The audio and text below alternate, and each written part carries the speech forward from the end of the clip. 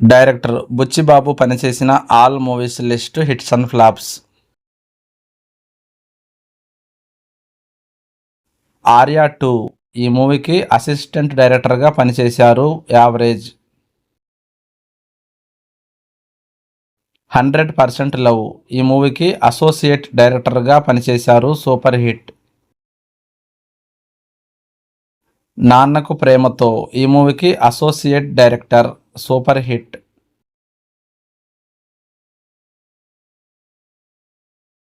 రంగస్థలం ఈ మూవీకి chief associate డైరెక్టర్గా పనిచేశారు. Block buster.